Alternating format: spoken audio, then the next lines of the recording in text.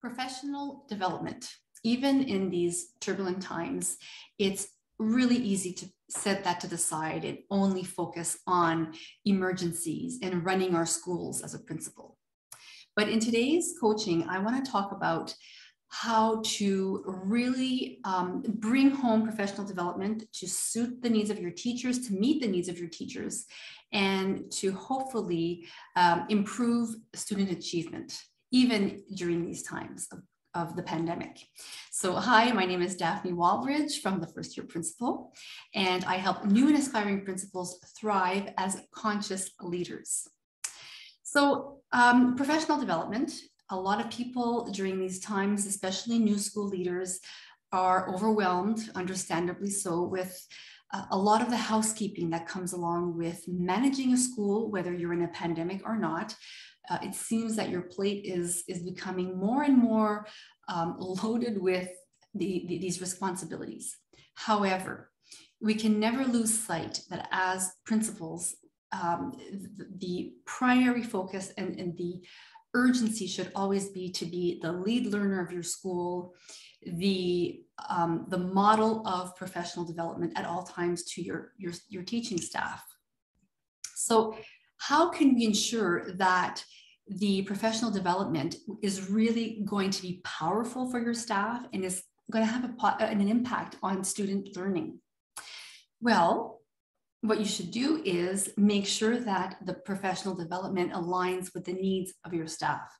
So of course, you can do this many ways. You can talk to your staff, you can survey them, you do walkthroughs, you question them, you see what they're doing, what they're teaching, you ask them what their struggles are, you observe how the students are working in class and where they're meeting resistance. So that gives you an idea of where the teachers want to focus their energy. So what you can do is you have to make sure that the professional development, as much as possible, aligns with your school's reality, your school's needs, the needs of your teachers. And you can do this through many, many ways. In other words, the professional development really needs to be tailor-made to the school's culture and profile. Now, we often get one-offs. So these specialists come and they train us during professional development days, and those are great. There's nothing wrong with that. However, it's very rare that these one-offs have a lasting impact in our classrooms, because it doesn't always meet the needs, the current needs of the teacher. So it's great to sit there for 3 hours to absorb information, but all of a sudden you go back to your reality and you go back to your current challenges. So as a principal, you want to make sure that when you offer professional development to your teaching staff, that it responds, it comes and meets a need. So what can you do?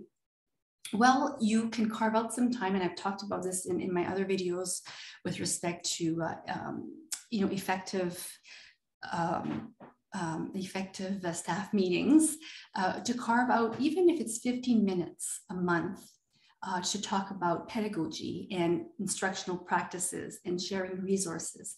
That's great. If you create a schedule, a timetable where grade level teachers can work together once a week or every 2 weeks.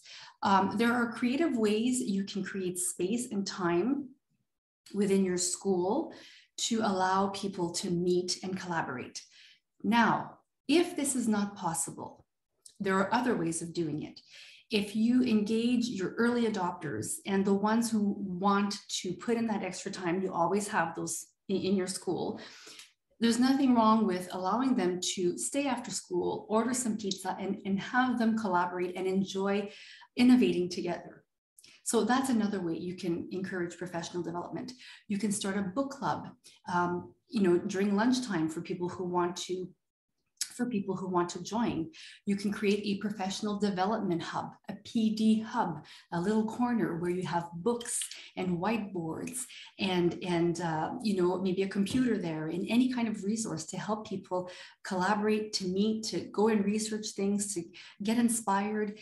So you your school can be transformed into a professional learning environment tailored to the realities of your school. That's how you're going to go and get your teachers to thrive and to develop, because the professional learning is going to come from them, by them, for them, right? And the more they collaborate, the more they exchange ideas, even going to observe another colleague during their prep time is professional development. They go and observe and they ask questions. They study the relationship between the task, the instruction, and the engagement of the student. It's very, very powerful. So there's a lot of ways teachers can find ways to develop themselves without it being overwhelming. It could be bite-sized, it could be 20 minutes here, 30 minutes there, and it can have a lasting impact because it's not overwhelming and it directly impacts their instruction. Then they can learn and they put into practice and they come back and they can exchange with a colleague within their school. So this is the message I want to share with you today. I hope it resonated with you. So professional development does not have to be overwhelming. It can be done each and every day, each and every week, no matter what's going on in the world. And it should always be a priority as the lead learner of your school. So I hope this video was of service to you.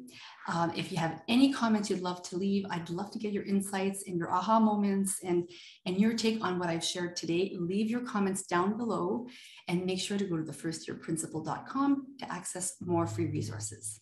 Bye for now.